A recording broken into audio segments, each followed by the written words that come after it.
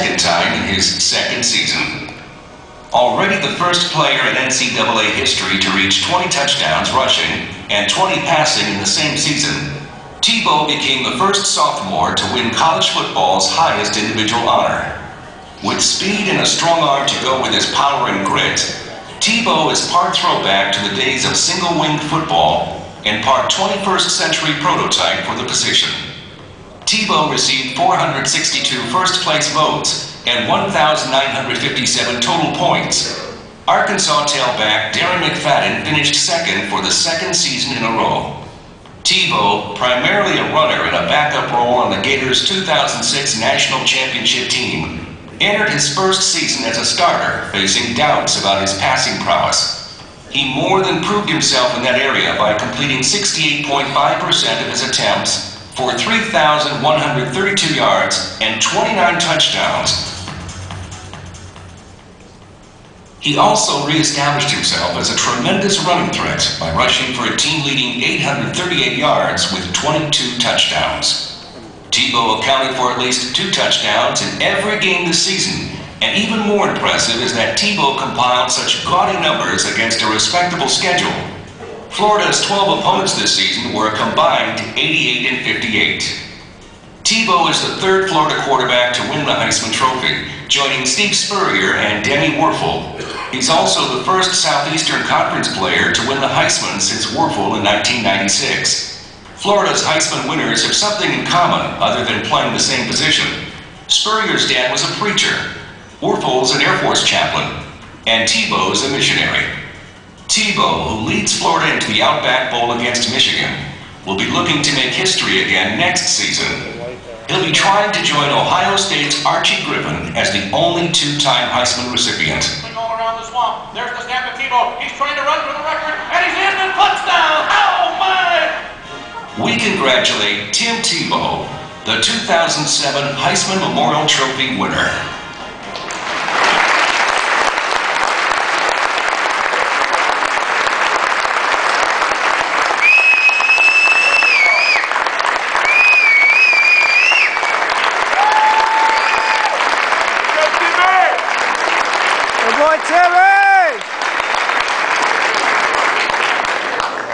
I'd like to call up the president of the University of Florida, Dr. Bernie Machem, who's going to help address this great young winner.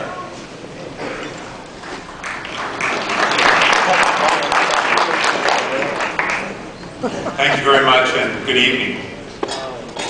There's been a lot said in the last few weeks about Tim's accomplishments on the field of football, and we at the University of Florida are certainly very proud of all that.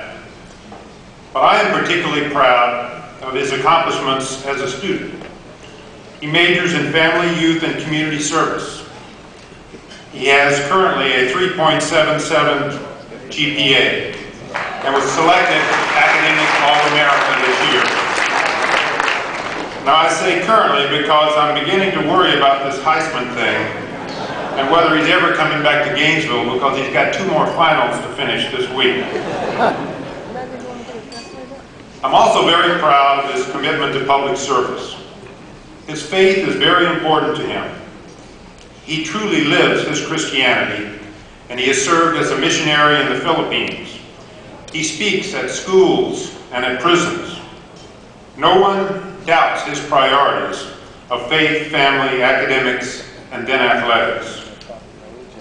When his career is done, his final legacy, his greatest legacy, may in fact be as a role model to other young people in our country.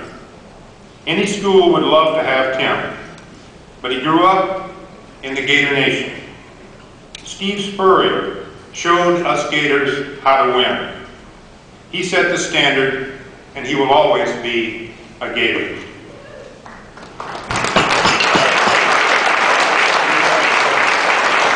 Tim grew up watching another Heisman winner, Danny Wuerffel. And he says that he always dreamed of playing in the swamp. Tim, we're very glad that you are fulfilling your dreams because we certainly are fulfilling ours. Thank you so much, and go Gators.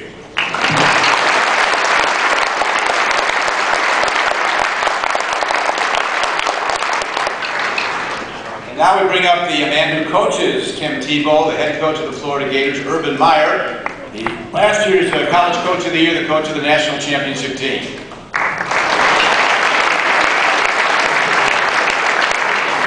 Thank you very much, and I'm honored to be here. In December 2004, I was fortunate enough to be hired at the University of Florida, and as I got off the plane, as we arrived in Gainesville, the young people working at the airport started talking about this junior quarterback called Tim Tebow. And obviously very busy and trying to get my family in place and everything else. I didn't have time to worry about juniors. But they said, Coach, this young man knows how to run your offense, and he's going to change college football and change the University of Florida.